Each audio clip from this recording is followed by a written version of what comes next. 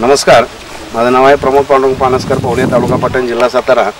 मी या नेटसर्व commission private limited Pune या कंपनीच्या माध्यमातून डिस्ट्रीब्युटर झालेलो आहे आणि या माध्यमातून श्रीयुत बंडूपंत विष्णू पवार यांच्या शेतावरती आलेलो आहे।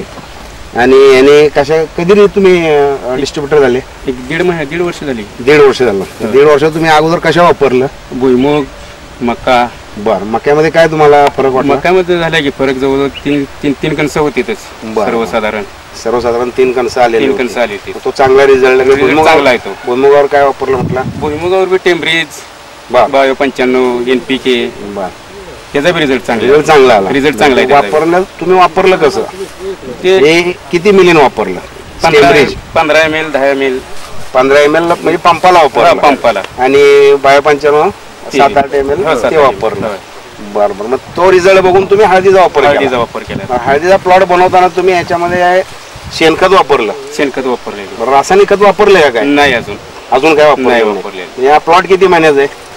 4था महिना चालू आहे। आता चालू होईल आता झालाय। 3 पूर्ण झाली। बरं, मग आता ह्या प्लॉट मध्ये तुम्ही हे जे उत्पादन बघताय हे तुम्ही समाधानी आहात का? हा, हे की आता इथून पुढे रासायनिक खत काय वापरणार आहात का? वापरायचं, 1 डोस द्यायचा म्हणतोय। बरं, हे साधारणतः छोटासा आहे। बरं, आता हे तुम्ही प्लॉट समाधानी आहात का? वापरल्यानंतर स्टेमरी बायो 95 NPK जे वापरलं आणि नेटसर्फचं त्यापासून तुम्ही समाधानी तर आलेले आहे आणि प्लॉट पाहिजे असं सुंदर आलेला आपण बघतोय आहे। त्याबरोबर आता तुम्ही इथून पुढं लोकांना काय सांगणार? लोकांना प्रोत्साहन करायचं की बाबा हे प्रोडक्ट यावर्षी प्लॉट केलाय, तुमच्याबरोबर इतर लोकांनी पण प्लॉट केले गावामध्ये, त्यांच्या प्लॉट मध्ये आणि आपल्या प्लॉट मध्ये काय फरक आहे? बराचसाच फरक आहे। अतिशय चांगला फरक आहे। तसं आपण बाजूला बघू पण शकतो की आपल्या बाजूलाच केलेला प्लॉट आहे की जैविकचा वापर न केल्यामुळं आणि आपल्याकडे जैविकचा वापर केल्यामुळं काय फरक पडतो हे आपल्या डोळ्यासमोरच आहे। बरं, मग तुम्ही समाधानी आहे या प्लॉट वरती? समाधानी। आता लोकांना तुम्ही फीडबॅक काय आहे तुमचा? म्हणजे लोकांना काय सांगण्याचा? लोकांना सांगायचं की बाबा प्रोडक्ट हे चांगलं आहे, वापरायला काय हरकत नाही, उतारा बी चांगला आहे। बरं, काय प्रॉब्लेम नाही, उत्पादन वाढणार, उत्पादन वाढतंय, खर्च कमी आहे। बरं, आणि त्यात जमिनीचा पोत सुधारणार, ह्या सगळ्या गोष्टी तुम्हाला कळलेल्या आहेत। हे लोकांच्या पर्यंत तुम्ही हळूहळू पोहोचवणार आहात। नमस्कार।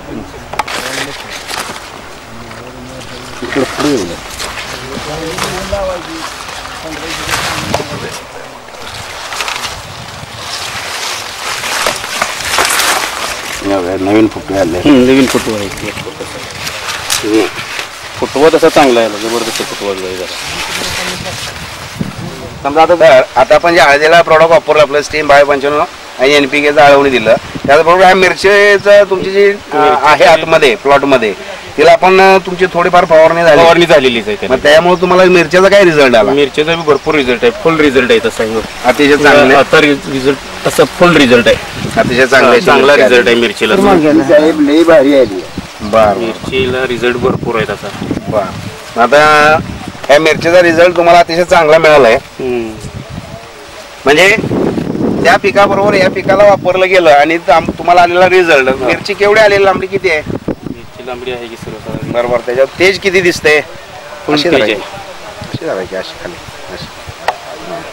एवढी लांबडी मिरची तुमच्या उत्पादनात आली होती का कधी? नाही आलेली कधी। पहिल्या वेळेला वापरलं त्यामुळे आलेले मिरचीचं मला अतिशय चांगला असा रिझल्ट मिळाला। तेज किती चांगला आहे, मार्केटमध्ये तिला भाव मिळणार।